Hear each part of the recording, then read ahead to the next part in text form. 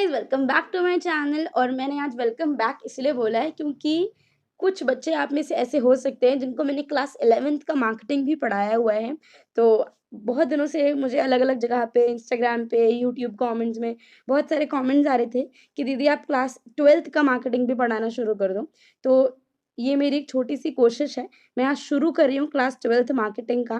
आप लोग इस वीडियो को अगर आपको पसंद आए तो अपने दोस्तों के साथ शेयर करना। और अगर चैनल पे नए हो तो डेफिनेटली सब्सक्राइब कर लेना, क्योंकि ऐसे ही और वीडियोस आपको मिलते रहेंगे। This is an introduction video जिसमें हम लोग डिस्कस करेंगे कि कौन-कौन से यूनिट्स है, थोड़ा-सा मैं पढ़ाने की कोशिश भी करूँगी। तो इंडेक्स में हमारे पास यहाँ 5 चैप्टर दे रखे हैं इस पूरे मॉड्यूल में। आपके पास 5 चैप्टर्स हैं। सबसे पहले चैप्टर में हम लोग यूनिट जो होती है यहाँ पे, उसमें हम लोग पढ़ेंगे प्रोडक्ट क्या होता है। दूसरे में हम लोग देखेंगे कि किसी भी प्रोडक्ट का डिसीजन कैसे होता है कि भाई इसका प्राइस इतना रहेगा, इसका प्राइस इतना रहेगा।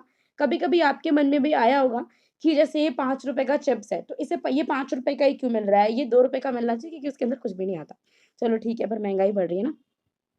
यूनिट 3 में हम लोग पढ़ेंगे place decision, channels of distribution कि किस तरीके से कौन-सी चीज़ रिटेलर्स के पास जाएगी, फिर कैसे कंज्यूमर के पास जाएगी, प्रमोशन कैसे करी जाती है प्रोडक्ट्स की, ये हम लोग पढ़ेंगे। क्या होता है प्रमोशन, कैसे होती है, क्या-क्या उसके कंपोनेंट्स होते हैं, क्या-क्या उसके अंदर चीज़ें होती हैं, ये सब कुछ हम लोग यूनिट 4 में पढ़ेंगे।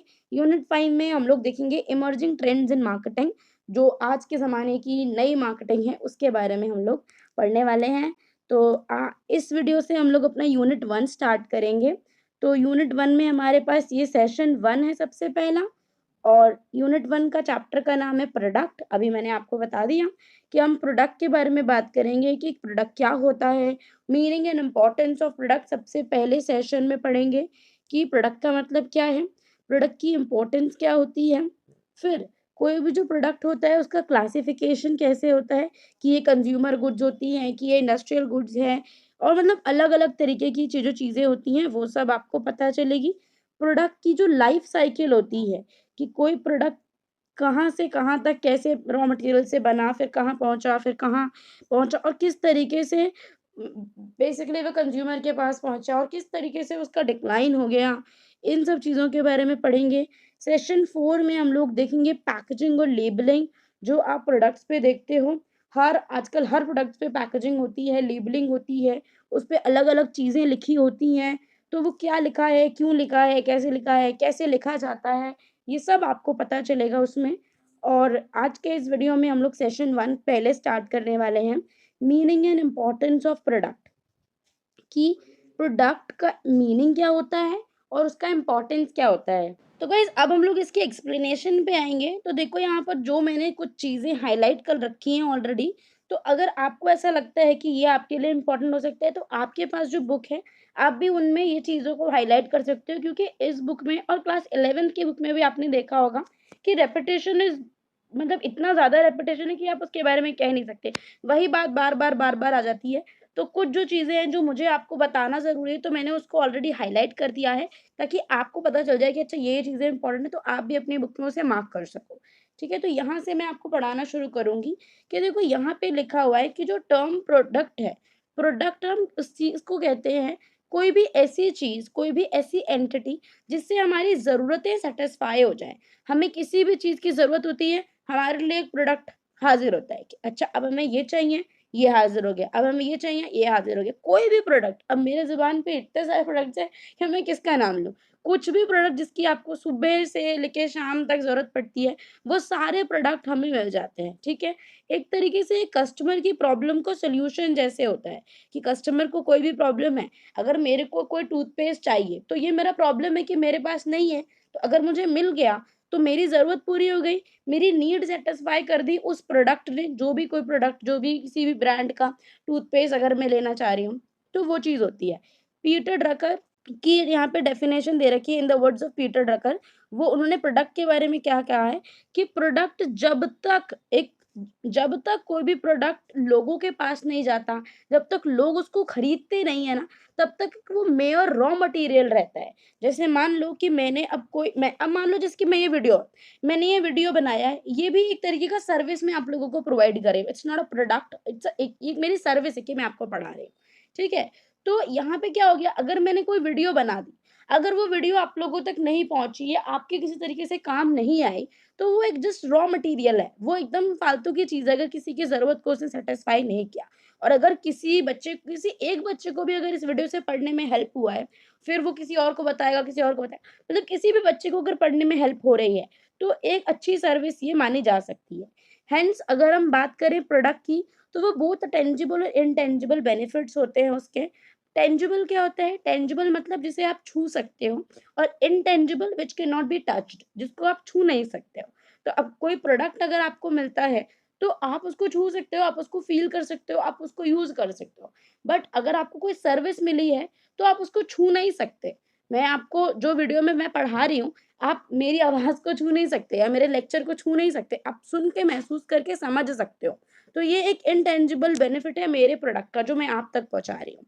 It may be anything that can be offered to a market to satisfy a want or need, or any कोई भी फिजिकल गुड्स, कोई भी सर्विसेज, कोई एक्सपीरियंस, कोई इवेंट्स, कोई प्लेसेस, कोई प्रॉपर्टी, कोई ऑर्गेनाइजेशन, कोई इंफॉर्मेशन, कोई आइडिया, ये सब एक तरीके का प्रोडक्ट ही माना जाता है।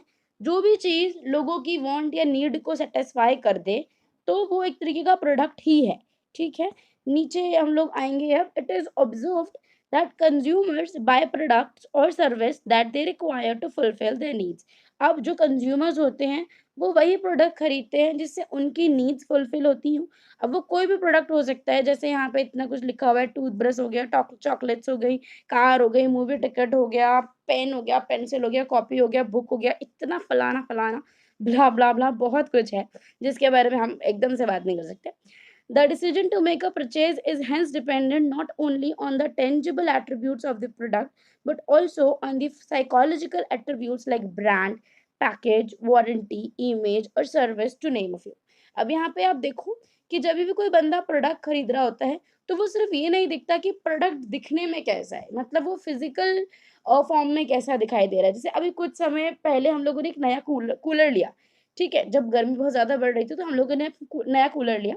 तो कूलर हम लोग जब ले रहे थे, तो हम लोग हमने सिर्फ ये नहीं देखा कि हमें अच्छा ठीक है इस ब्रांड का कूलर चाहिए, ऐसा होना चाहिए, वैसा होना चाहिए। हमने ये भी देखा कि उसकी वारंटी कितनी होगी। अगर कोई वारंटी नहीं दे रहा है, अगर कोई 1 साल की वारंटी दे रहा है, कोई 2 साल की दे रहा है, तो हमने सोचा कि अच्छा 2 साल की वारंटी अगर कभी चीज़ पे मिल जाती है, तो हम वो वाला कूलर ले लेते हैं। तो हमने एक वारंटी वाला फैक्टर यहाँ पे देखा। कोई ब्रांड, जैसे कोई भी ब्रांड होता है, अब कोई बंदा किसी और चीज़ का, कोई जैसे कपड़े खरीद रहे हो आप, तो कपड़े की क्वालिटी में आजकल बहुत ज़्यादा अंतर नहीं होता। मतलब अगर आप कॉटन का टी-शर्ट माँग रहे हो, तो वो कॉटन का टी-शर्ट आपको मिल जाएगा। बट अगर आपको अपने संग कोई ब्रांड कैरी करना है, जैसे आपको चाहिए कि भाई आपको इससे लेना है, उससे, मैं किसी ब्रांड का नाम नहीं ले रही हूँ। किसी भी ब्रांड का जिसका आपको पसंद है, जिससे आप फ़ील करते हो कि भई ये एक चीज़ है कि भई मुझे इस ब्रांड के कपड़े पहनने हैं, तो आप उस ब्रांड के कपड़े ही पहनोगे। अब यहाँ पे ये बात मैं यूट्यूब लेक्चर से भी कर सकती हूँ कि आपके शायद कुछ और भी सब्जेक्ट्स होंगे जिसके बारे में, या फिर मे बी हो सकता है कोई मार्केटिंग भी पढ़ा रहा हो, मैं इसके बारे में अवेयर नहीं हूँ। बट अगर जैसे मान लो, ठीक है, जैसे मान लो आप इकोनॉमिक्स पढ़ रहे हो, तो इकोनॉमिक्स पढ़ाने वाले टीचर्स बहुत सारे हैं यूट्यूब पे, बट किसी एक टीचर से आपका कनेक्शन ज़्यादा बैठता होगा। ज़रूरी नहीं कि दूसरा वाला खराब पढ़ा रहा है या उतना अच्छा नहीं पढ़ा रहा, बट किसी एक टीचर से आप ज़्यादा कनेक्ट कर पाते होगे। तो ये एक इनटैंजिबल एट्रिब्यूट हो गया आपके आपकी सर्विस जो आप लेना चाह रहे हो, जिसको आप छू नहीं सकते, but you can feel that. According to Philip Kotler, product is anything that can be offered to someone to satisfy a need a want. अब फिलिप कोटलर ने यहाँ पे क्या बोला है कि प्रोडक्ट क्या होता है? प्रोडक्ट कोई भी ऐसी चीज़ है जो दूसरे को ऑफर की जाए और उसकी नीड्स या वांट को सैटिस्फाई कर दे। तो अगर आप चाहते हो ना कि आप प्रोडक्ट का कोई अच्छा से कोई जैसे मान लो पूछ लिया आपसे पेपर में, what is a product? 1-2 number में सवाल आ गया। तो आप ये डेफिनेशन याद कर सकते हो, या फिर कोई बड़ा सवाल आता है प्रोडक्ट से रिलेटेड, तो वहाँ पे आपने पहले प्रोडक्ट का डेफिनेशन से शुरू किया और उसके बाद आप फर्दर आगे बढ़ोगे। तो उससे आपको अच्छा लगेगा और मतलब आपका आंसर अच्छा बनेगा।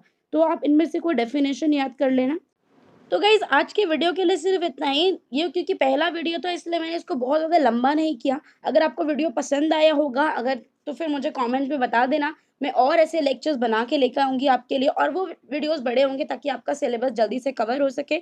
So thanks for watching till here. अगर आपको वीडियो पसंद आया तो लाइक कर देना, और अगर चैनल पे नए हो सब्सक्राइब कर लेना, और अगर आपको वीडियो अच्छा लगा हो तो डेफ़िनिटली अपने फ्रेंड्स के साथ भी शेयर करना। And thanks for watching. Take care of yourself. Bye bye.